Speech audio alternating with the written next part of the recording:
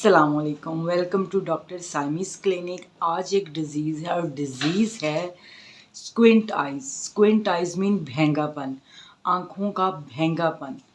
Squint eyes को cross eyes भी कहा जाता है। और आज की वीडियो में हम देखने वाले हैं कि स्क्विंट आइज़ क्यों होते हैं, इसकी मेन रीज़न्स क्या हैं, इसकी सिम्टम्स क्या हैं और इसका ट्रीटमेंट क्या है, और क्या इसको सर्जरी से ठीक किया जा सकता है या क्या इसका हल सिर्फ सर्जरी ही है। इन तमाम टॉपिक्स को आज हम डिटेल से देखेंगे। वीडियो को स्टार्ट करते हैं। बिस्मिल्लाहिर्रहमानिर्रहीम। आपने अपनी सराउंडिंग में बहुत सारे लोग देखे होंगे जिनकी आंखें स्क्विंट हैं, जिनकी आंखें भेंगी हैं। वो लोग देखते आपकी तरफ हैं तो लगता है वो कहीं और देख रहे हैं। इस तरह के जो लोग हैं, अगर इनकी शरह देखी जाए तो ये 2 to 5% ऐसे लोग हैं जो इस चीज़ में मुब्तला हो जाते हैं। सबसे पहले हम देखते हैं कि इसके रीज़न्स क्या हैं। शुरू में क्या होता है कि जिस वक्त आप स्क्विंट आइज़ की तरफ जा रहे होते हैं तो आपका डे टू डे एक्टिविटी में आपको प्रॉब्लम लगती है। आपका विज़न जो है वो ब्लर होने लगता है। बाज़ दफ़ा आपका विज़न जो है वो डबल होने लगता है, आपको एक चीज़ 2 टाइम नज़र आती है। तो और शुरू में आपके आईसाइट का जो नंबर है वो भी अफेक्टेड होने लगता है। बच्चों में भी देखने में आए। इसकी जो रीज़न्स हैं उसमें सबसे पहली रीज़न तो बाय बर्थ भी हो सकती है कि शुरू से ही पैदाइशी तौर पर बच्चों की आइज़ स्क्विंट होती है। नेक्स्ट इसमें आपकी फैमिली हिस्ट्री पे भी डिपेंड करता है कि आपकी फैमिली हिस्ट्री में आ रहा है कि बच्चों की आइज़ स्क्विंट्स हो जाती हैं। और उसके बाद इसके कॉज जो है वो कोई इंजरी भी हो सकती है, बच्चे का गिर जाना, इंजरी, नर्व्स के अंदर प्रॉब्लम आ जाना, नर्व के अंदर इन्फ्लामेशन हो जाने की वजह से भी आइज़ जो है वो स्क्विल्ट हो जाती हैं। अब हम फिजियोलॉजिकल देखते हैं कि चेंजेस होती क्या है। ये हमारी जो आइज़ है इस पे अल्लाह ताला ने 6 टाइप के मसल्स लगाए हुए। ये हमारी आई है। आई बॉल के अंदर 6 टाइप के मसल्स हैं जो आई बॉल की मूवमेंट को कंट्रोल करते हैं। तो ये दोनों मसल्स एक ही टाइम में दोनों आई बॉल्स को कंट्रोल करते हैं। तो जब हम किसी एक चीज़ की तरफ देखते हैं तो हमारी कंसंट्रेशन जो है वो उस चीज़ की तरफ जाती है, वो एक जो इमेज दिमाग में बनता है वो बिल्कुल क्लियर बनता है। लेकिन जब आपकी आइज स्क्विंट होती है तो होता क्या है कि जो आई बॉल को कंट्रोल करने वाले मसल्स जो है ना, 2 मसल्स ढीले हो जाते हैं। ठीक है, इसे ज़बान इजी लैंग्वेज में आपको समझा रही हूँ, वो ढीले हो जाते हैं जिसकी वजह से उनकी ग्रिप ठीक नहीं रहती। तो अब जब आप किसी एक कंसंट्रेशन से किसी एक पॉइंट को देखते हो तो आपकी एक आई तो उसको देख रही होती है, लेकिन दूसरी आई आपकी दूसरी तरफ को जा रही होती है, जिससे 2 बातें होती हैं। एक तो आपकी स्क्विंट आई सबको नज़र आ रही होती है, दूसरा जो दिमाग को मैसेज इमेज पहुँच रहा होता है, एक तो आपकी आई की सामने वाली जो भी पिक्चर है वो आपके माइंड उसमें ब्रेन में जाके बनती है, और एक जो आइज़ आपकी स्क्विंट कर गई है दूसरी तरफ को देख रही है।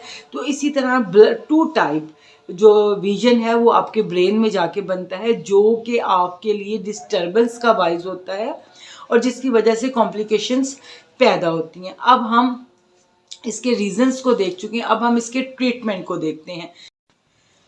चलें जी, अब हम इसके ट्रीटमेंट की तरफ आते हैं, देखते हैं कि इसका ट्रीटमेंट क्या है। इसका ट्रीटमेंट फर्स्ट ऑफ ऑल तो मेडिकेशंस हैं, उसके बाद कुछ एक्सरसाइज हैं और लास्ट में सर्जरी है अगर रिकमेंड की जाए। मेरा पहला पॉइंट है कि कभी भी जिनकी स्क्विंट आइज़ हैं आप विदाउट उसकी इन्वेस्टिगेशन किए उसको सर्जरी की तरफ मत ले जाइए। सबसे पहले चेक कीजिए कि जिसकी आई स्क्विंट हैं कहीं उसका कोई आई सेट वीक तो नहीं है, उसको कोई नंबर तो नहीं लगा।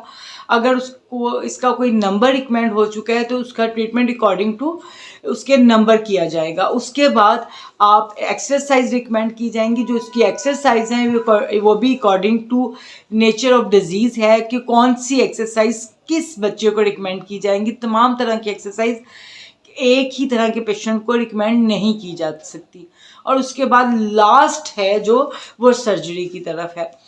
अब हम देख लेते हैं कि होम्योपैथिक अपना रोल कैसे प्ले करता है। होम्योपैथिक में तमाम मेडिसिन केस हिस्ट्री के बाद ही रिकमेंड की जाती हैं कि रीज़न्स क्या थी, फैमिली बैक हिस्ट्री थी, बाय बर्थ है, कोई इंजरी है, माइंड सिम्टम्स क्या है, उसके हिसाब से मेडिसिन को सिलेक्ट किया जाता है। जब मेडिसिन को सिलेक्ट कर लिया जाता है तो थोड़ा टाइम लगता है स्क्विंट आइज को ठीक होने में, 6 to 1 year लग जाता है। लेकिन आपने हिम्मत नहीं हारनी है और मेडिसिन देते रहना है, तो इंशाल्लाह शफा मिन जालिब अल्लाह ताला शफा ज़रूर देंगे। सबसे पहले बहुत ज़्यादा जो मेडिसिन जिनका यूज़ देखा गया है और जिनसे अच्छे रिजल्ट्स देखे गए हैं, उनमें सबसे पहले जिंकम मेटेलिकम है 30 में according to symptom. Next medicine gelsemium का भी बहुत अच्छा इफेक्ट देखा गया है।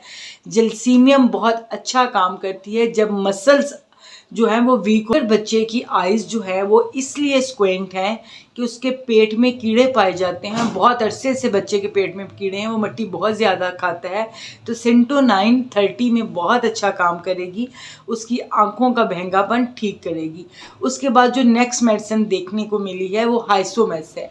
हाइसोमेस का ताल्लुक भी ब्रेन से होता है और ब्रेन में डिस्टर्बेंस होने की वजह से अगर आई स्क्विंट है तो बहुत अच्छा काम करेगी। एक और मेडिसिन है प्लम्बम मेट, वो बॉडी के तमाम किस्म के मसल्स जब डिसऑर्डर हो जाते हैं, अपनी जगह छोड़ देते हैं, अपने लिगामेंट्स उनके लूज़ हो जाते हैं, तो उसमें बहुत अच्छा काम करती है।